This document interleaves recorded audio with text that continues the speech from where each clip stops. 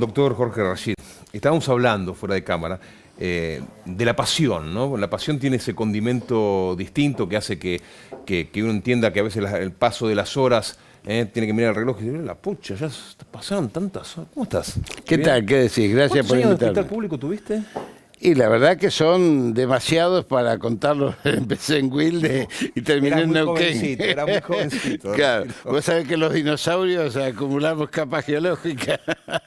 Pero con qué pasión se vive el hospital, ¿no? Es que el hospital es nuestro. Todo lo demás es trabajo que hacemos para terceros o para nosotros, para los pacientes, pero en realidad el hospital es de alguna manera como dar clase en la universidad, es devolver la hipoteca social que todos los universitarios tenemos. ¿Quién nos paga a nosotros para ser médicos?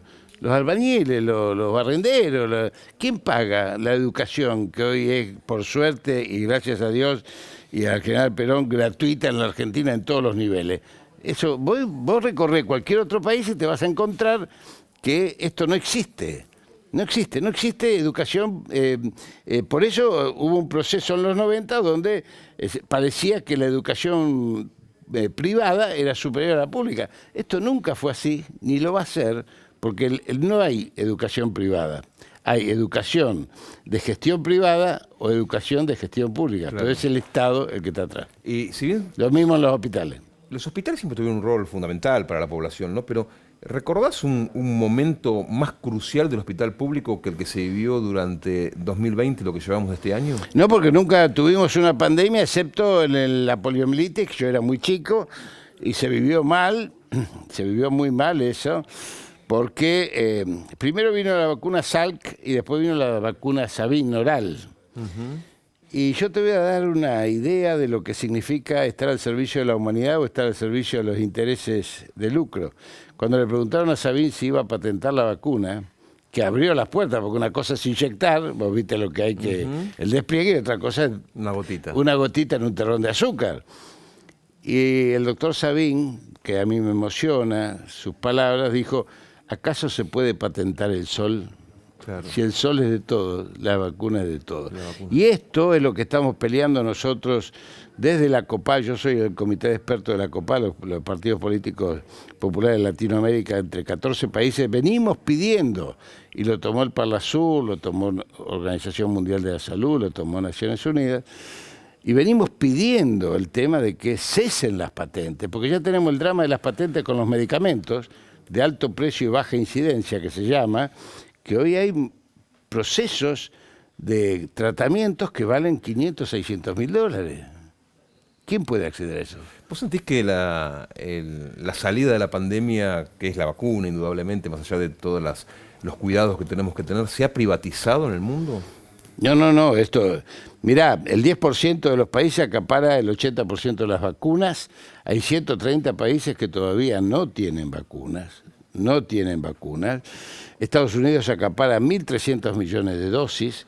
Y yo te voy a decir algo que a la audiencia y a vos te va a interesar. ¿Por qué la revista Lancet lanza la Sputnik ahora que parece que le dio una pátina de legitimidad? Porque la Unión Europea, que movilizó 300.000 millones de euros para superar la crisis económica, destinó 2.700 millones de euros a comprar vacunas a 14 euros a Pfizer y AstraZeneca. Hizo los contratos, como hicimos nosotros con los contratos, que después te puedo explicar el detalle de cada uno de ellos. ¿Pero qué empezaron? Empezaron a venir las vacunas, pero en un momento se le interrumpió. Vos habrás visto las noticias, Italia suspende, España suspende, Alemania tuvo dificultades. ¿Por qué? Porque estas dos empresas empezaron a venderle a Canadá, que compró 9 veces su población, Estados Unidos, Gran Bretaña, Japón e Israel, a 30 y 35 dólares. Fíjate vos. O sea que incumplió. Entonces, ¿qué hace la revista Lancet? La revista Lancet tenía la misma información que teníamos nosotros 2 meses antes. ¿Por qué la larga? La larga porque toda Europa se tiene que ir hacia Rusia a buscar la Sputnik, que es lo que a nosotros nos afecta en la provisión por esta situación. ¿Para qué quiere Canadá 9 vacunas por habitante cuando necesita una? Yo creo que, bueno, ahí vienen los procesos. Está condenando quizás a muerte a 8 personas que realmente la necesitarían y que con una dosis, la segunda dosis, ya está inmunizado en un 100%. esa En persona. realidad yo creo que las entrega después solidariamente, entre comillas, asegurando determinados recursos naturales en otros países. ¿Vos decís? Sí, claro. Dicen que vinieron, que Pfizer vino por la ley de glaciares a la República Argentina. En ¿verdad? realidad Pfizer exigió oralmente 3 cuestiones: los glaciares, el petróleo y permiso de pesca. ¿Para qué quería los glaciares? Bueno, justamente estábamos hablando recién eso fuera de cámara, porque el agua dulce es algo que viene como elemento crítico en el mundo. Yo te voy a dar un ejemplo cercano a todos nosotros. Vos compras una botellita de agua, sale lo mismo que un litro de nafta. Esto es una locura, ¿o no? Sí. Sí, bien. Cuando Pfizer estaba acá pidiendo bienes soberanos, que algún periodista quiso de alguna manera faltarme el respeto, dijo que se lo van a llevar. No, lo van a preservar, porque en realidad el agua dulce en esos momentos estaba empezando a cotizar por primera vez en la historia de la humanidad en los mercados a futuro en Chicago. Esto está sucediendo hoy. Y nosotros tenemos la experiencia del acuífero Guaraní, segundo acuífero de agua dulce del mundo, que compartimos con Brasil, y cuando la derrocan a Dilma Rousseff, Temer lo privatiza y hoy está siendo explotada la parte brasileña por Nestlé y Coca-Cola. ¿Qué haces cuando un insensato de estas características se sienta en un escritorio y te dice, mira, yo tengo la cura para que no se muera tu gente, pero tenés que darme los glaciares? No, lo sacás volando, como hizo el presidente, con un gesto de soberanía muy importante, ¿eh? Muy importante, porque ¿Por qué no lo explicaron? ¿Por qué no lo contaron? Porque no lo puede contar el presidente, lo tenemos que contar nosotros. esto es claro, porque en realidad, con los científicos, con la gente que maneja Pfizer acá, con los que están... Porque, ¿quién es el dueño de Pfizer? Es un fondo de inversión que se llama BlackRock, que es el fondo de inversión más grande del mundo, que tiene $2 billones. que discutimos con los bonistas y demás. Es el que intentó impedir la reestructuración de la deuda privada, es el que es socio de Paul Singer en el MNL, todos amparados por Goldman Sachs, el banco de inversión que llevó ¿a quién? A Clarín, a su socio, a Estados Unidos. Goldman Sachs es dueño del 50% del grupo Clarín. ¿Apostamos mal en la Argentina por la Universidad de Oxford y AstraZeneca? No. ¿Genera trombos? No, sí, generó dos episodios de trombos en 17 millones de vacunados. O sea, voy a explicar esto porque es muy importante. La fase 3 está en todas las vacunas, sin terminar. ¿Está claro esto? Sí. O sea, dura de 2 a 5 años. En la fase 3, la fase 1 es para determinar que no mata. La fase 2 para determinar que produce anticuerpos de lo que estamos buscando. La fase 3 es para medir los niveles de permanencia de anticuerpos, que en el caso de la Sputnik está viniendo muy bien, quizás sea cada 2 años y no cada año, fíjate vos lo que te estoy diciendo, y para determinar las dosis que hay que dar y ajustar las dosis. En eso existen los que se llaman los reportes de los efectos adversos de las vacunas. ¿Qué significa? Que si vos salís del canal, te diste la vacuna acá en el canal, salís del canal y te fracturás, tenés que reportarlo.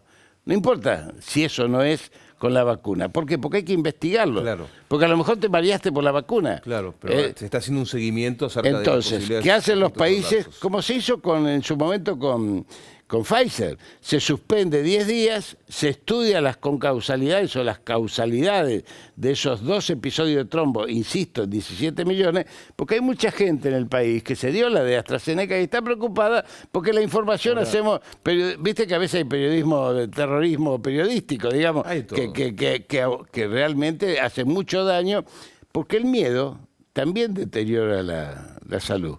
Se llama epidemiología crítica y son las determinaciones sociales sobre la salud que van desde los miedos a los salarios. Ahora, hay una sensación que puede ser compartida o no, pero tiene sentido común, ¿no?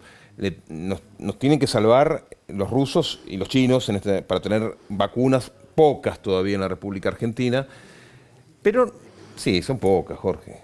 Estamos lentos. Hoy estamos con 4 millones y pico. Pero tendríamos que tener 9 millones vacunados a esta altura ya. Sí, señor, es verdad. Y estamos fabricando la vacuna y no recibimos todavía ni una sola dosis. ¿Por qué? Porque ese contrato, primero que es un contrato privado avalado por los gobiernos de AMLO en México y la Argentina. La Argentina produce, y esto hay que decirlo con todas las letras, produce el antígeno de la vacuna. Sí. ¿Por qué no tenemos capacidad de producción a escala de lo que se firmó? ¿Qué se firmó? Se firmó para 150 millones de latinoamericanos, no se firmó para la Argentina. Lo que nosotros estamos produciendo es el antígeno para 150 millones de la división latinoamericana de AstraZeneca. Y en México se encontraron con un problema de los filtros, que Estados Unidos cerró la exportación, y el otro problema fue de los frasquitos, que no alcanza la arena para fabricar tantos frascos. Ese es el episodio. Pero nosotros de esos 150 nos tocan 22 millones. ¿Y van a llegar? ¿Van a Sí, empezar a llegar? claro, van a llegar. ¿Vos creés que antes de que llegue el frío, toda la gente que tiene que estar vacunada por el temor a la segunda ola va a estar vacunada? ¿Le puede dar Mira, tranquilidad yo te en puedo ese sentido? contar específicamente de la provincia de Buenos Aires, donde tengo más operación y más información por lo que está pasando. Nosotros estamos vacunando en este momento un promedio de 60.000 por día, Sí. lo cual nos lleva más o menos a 1.800.000, 1.500.000. Suponete ahí. ¿Cuántos anotados hay? ¿4 millones? Hay 4 millones y pico anotados, pero se sigue anotando, así que sigue cayendo, porque en realidad se fueron anotando también por los niveles etarios. La gente más joven todavía no, mucha se anotó, pero todavía no está cayendo en el bolillero, por eso. Pero si nosotros vacunamos 1,5 millones, 1.800.000 por mes para fines de mayo, antes de que venga el frío grande y el segundo brote, tendremos acotado en provincia de Buenos Aires el grupo de riesgo. ¿Qué significa el grupo de riesgo? Trabajadores de la salud, docentes mayores de 70, mayores de 60, comorbilidades, gente que trabaja en los territorios y la fuerza de seguridad de la gente más grande.